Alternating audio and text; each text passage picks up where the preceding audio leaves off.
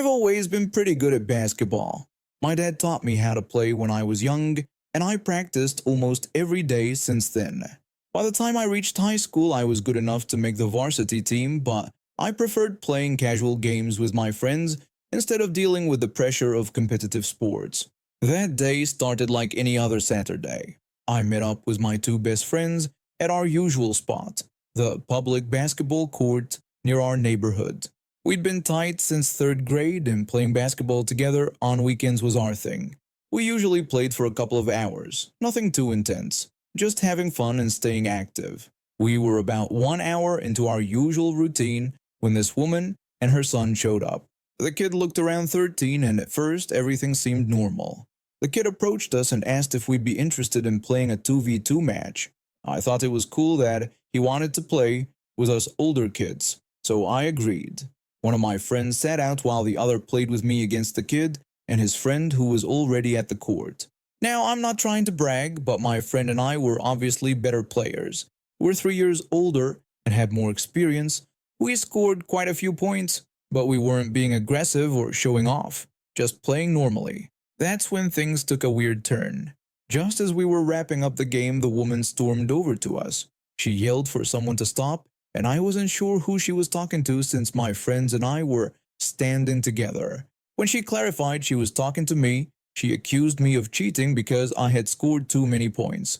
When I asked how I was cheating and my friend backed me up with the same question, she got even more agitated.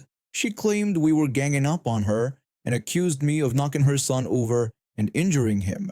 She threatened to take me to the police station or call him herself. I told her to do whatever she needed to do.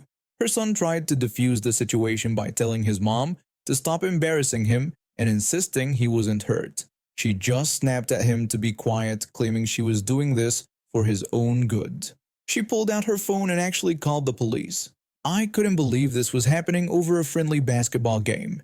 My friends and I just stood there, completely dumbfounded. Within minutes, 2 police officers arrived at the court. When the first officer asked what was happening, I tried to explain, but the woman actually hit me in the chest to stop me from talking. I was shocked. Did she really just assault me in front of police officers? She immediately started telling them that I had hurt her son during the 2v2 game. I explained that I hadn't done anything wrong and suggested they could ask my friends. This made her even more furious, and she started screaming that I was a liar and that my friends couldn't be used as evidence. My friends jumped to my defense, explaining that I was innocent and that we had just played a normal game without any harm done. The poor kid just stood there looking mortified. I almost felt bad for him, having to deal with such an embarrassing parent. The police officers decided to take us all to the station to sort things out. I was nervous, but I knew I hadn't done anything wrong. At the station, her whole story fell apart when her own son finally had enough and told the truth. He explained that I never hurt him, that his mom was making the whole thing up, and that he was just embarrassed by her behavior. The officers asked me if I wanted to press charges against the woman for hitting me in the chest earlier.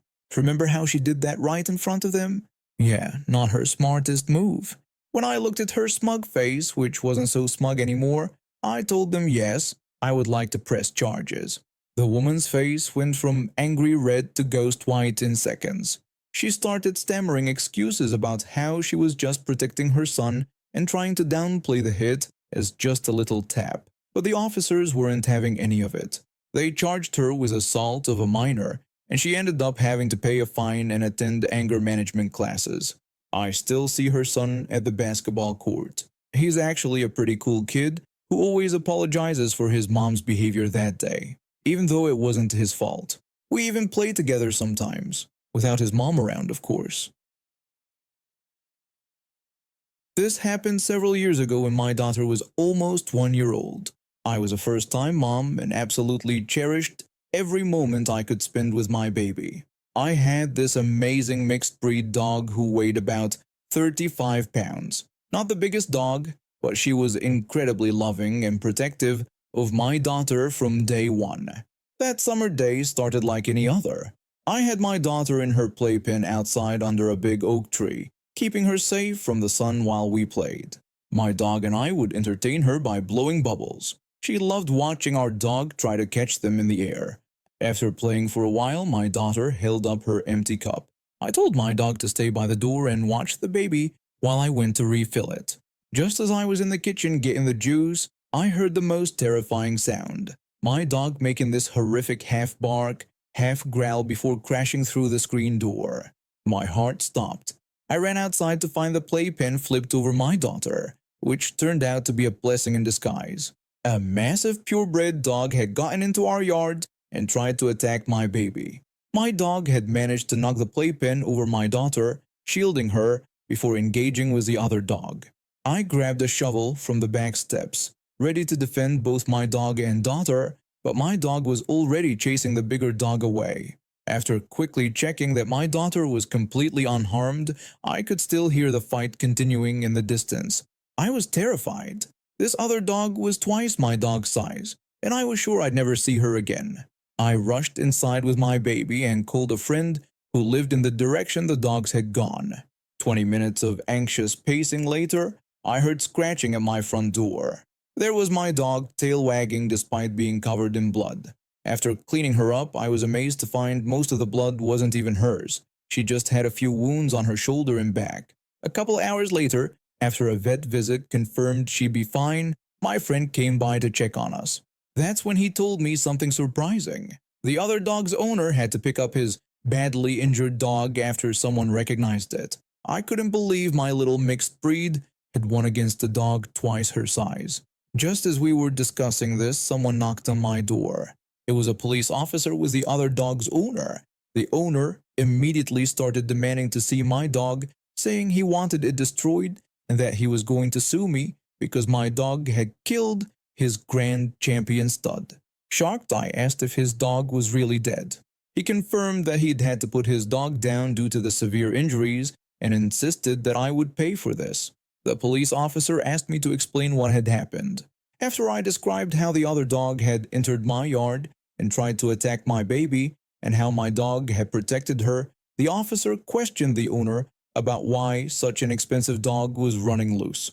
The owner casually replied that his dog sometimes needed freedom, dismissing concerns by saying there was barely any traffic and his dog had never bitten anyone before. The police officer then turned to me and asked if I wanted to press charges, mentioning that this incident could cause lasting trauma for my daughter. The owner became even more agitated, insisting that my dog should be destroyed for killing his champion. The officer explained that my dog was simply protecting a child on our property and that the owner had no case. The owner refused to accept this, arguing that his purebred dog would never attack anyone, unlike what he called my mongrel. He then demanded to speak to the officer's supervisor. When the supervisor arrived, the owner tried to force his way into my house, yelling for me to bring my dog out. The supervisor had to intervene to restore order. When the owner kept interrupting everyone to rant about his show champion, the supervisor told him to stop interrupting and asked to see my dog. As I led the supervisor inside, the owner tried to follow, but the first officer stopped him. When the owner complained about this being unfair, the officer warned him that the alternative was waiting in the police car in handcuffs. This made the owner even more indignant. I showed the supervisor everything: my dog's wounds, the broken screen door, and the torn-up yard from the fight. He patted my dog's head and praised her bravery before going back outside to deliver his verdict. He declared that my dog was within her rights to protect her young master. When the owner complained about his lost stud fees, the supervisor pointed out that such a valuable dog shouldn't have been running unsupervised through the neighborhood. He explained that my dog was simply doing its job protecting its owners, and unless I wanted to sue the owner, there was no case. He then added a warning that given the owner's threats against my dog, if anything happened to her, the owner would be their prime suspect. The dog owner's face turned red as he stormed off. While I felt bad about his dog having to be put down, I was incredibly grateful for my brave little protector who saved my daughter that day. Backstory: I work as a lifeguard instructor during summers, and my dad is a supervisor at a fire alarm company. One of his biggest clients is this fancy hotel downtown. My dad and the hotel owner have been friends for years, so my family and a couple friends get to use their pool facilities for free, which is pretty sweet considering how expensive it usually is.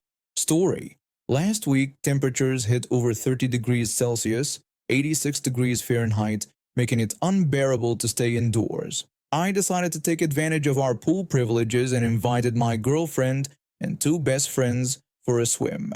I called the hotel owner first to make sure it was okay, and he gave us the green light. We arrived around 2 p.m. when the sun was blazing. The hotel has two pools, a shallow kids pool about a meter deep and an adult pool that goes from 2.4 to 4 meters deep. When we got there, the place was pretty empty except for one woman who left shortly after. We set up our stuff on some chairs, and I went to grab sodas and sandwiches from the pool bar. We had a quick snack and headed into the adult pool, making sure to enter quietly and respectfully. No splashing, no yelling, just casual swimming. About 5 minutes into our swim, this woman and her kid show up. The woman immediately demanded that we get out of the pool. When I asked what the problem was, she claimed we were taking up too much space and her precious child couldn't swim. The kid was maybe 7 years old and definitely shouldn't have been in the adult pool. Plus, the pool was huge, 30 by 50 meters. There was plenty of space for everyone. I tried explaining to her that this was the adult pool and there was more than enough room for everyone. She responded by yelling at us to get out immediately. Then her kid joined in, claiming his father owned the pool. I couldn't help but laugh since I actually know the owner's family. When I told them this wasn't true and that I knew the real owner's family, the woman bent down and splashed water at me like a child. She mockingly asked if I was mad about getting wet, which made me wonder if she realized we were in a pool. When she demanded again that we get out, I calmly refused and told her I was fine where I was. She stormed off to complain to the lifeguard, who had witnessed everything. The lifeguard came over to reassure us, saying he'd handle the situation since he'd heard what really happened. When he went back to speak with her, he explained that we hadn't done anything wrong and reminded her that her child couldn't be in the adult pool. The woman became hysterical, insisting her child was the best swimmer there and could go wherever he wanted. Then she started screaming false accusations about being hit and called for a manager. The bar employee who was in charge that day came over to investigate. When the woman accused me of hitting her, everyone present, the bar employee, my girlfriend, my friends and I, immediately denied it. She then called us all liars and threatened to send us to jail. She even had the audacity to demand our food and drinks as compensation for our supposed rudeness. When I refused, she yelled at me about respecting my elders. The bar employee had already called the owner, who arrived quickly. The woman tried to claim that we had hit both her and her child, with her kid backing up her lies. The owner shut it down immediately, revealing he had seen everything on the security cameras and knew they had snuck in without paying. Upon learning about the cameras, she left immediately. The owner apologized to us and gave us free sandwiches. We thought it was over, but after changing and heading to the parking lot to meet my mom, the woman was waiting. She accused us of stealing her things and lying, then tried to grab my bag containing all our belongings. I managed to hold on to it, being stronger than her. She started screaming false accusations about being hit again and threatened to call the police. The owner, who my girlfriend had quietly gone to get when she spotted the woman, announced that he would be the one calling the police for her lying and harassment. He told us to go while he handled the situation. We left with my mom, who hadn't heard any of the commotion. Later that day, my dad had a meeting with the owner about upgrading the hotel's fire alarm system. He told my dad that after we left, the police came and arrested the woman. Turns out she had drugs on her, was drunk in public, and had several other charges. She ended up getting 6 months in jail and a hefty fine for drug possession and disorderly conduct. She's now permanently banned from all hotels in the chain. I've been working night shifts at this consulting firm for about 3 years now. Initially, it was pretty intense. We handled tons of urgent cases throughout the night, requiring both phone consultations and physical presence at the office for groundwork. But recently, they changed our workflow, significantly reducing our caseload. Because of this and some staff shortages, they cut down to just 1 or 2 people per night shift. The way our time off system works is interesting. Even when you're technically off, you might get called in for emergencies. Our work is split into 2 main parts: handling urgent consultations over phone, email, and doing groundwork at the office. Pretty straightforward usually, but this week things got complicated. It started when I woke up feeling absolutely terrible. I'm talking high fever, throat feeling like sandpaper, splitting headache, the works. First thing I did was take a COVID test, which came back negative. Since I wasn't scheduled to work that day or the next, I figured I'd wait to see if I got better before bothering my supervisor. The next day, I was still sick but slightly less miserable. Being responsible, I decided to call my supervisor to let them know what was up. I explained my situation, telling them that while I was on time off and feeling unwell, I wouldn't be able to come in for groundwork if needed, but I could still handle any urgent consultations from home in case of an emergency. My supervisor immediately shot back that if I was sick, I needed to see a doctor and get a medical certificate since I could still be called in to work. I tried explaining again that this was exactly why I was informing them. I could still manage the consultation part if needed, just not the physical office work.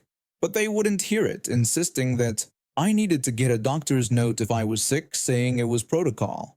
Now here's the thing. I actually have this benefit where I can take sick leave without a doctor's note. I was planning to use that because I was starting to feel better and I knew I'd probably be fine to work tomorrow. Plus, I was scheduled as the only person on shift for several days this week. If I got an official medical certificate, it would probably put me out for the whole week, and I didn't want to leave my team in a bind. But my supervisor insisted. She absolutely would not budge on the doctor's note thing. Finally, I told them that if they insisted, I would go see a doctor right then. And wouldn't you know it, the doctor took one look at me and wrote me a medical certificate covering me for the entire week. Now my workplace is in complete chaos trying to find coverage for all my upcoming solo shifts. The only people available to cover are the higher-ups who usually just delegate everything to us. My team manager called me later that day. They asked if I really needed the whole week off, mentioning how short-staffed they were. I simply explained that I had tried to tell the supervisor I could handle the consultation work from home, but they had insisted on a doctor's note, and I was just following protocol as requested. Those higher-ups who usually act so important now have to actually work night shifts. Funny how strictly following protocol sometimes works out exactly how they don't want it to.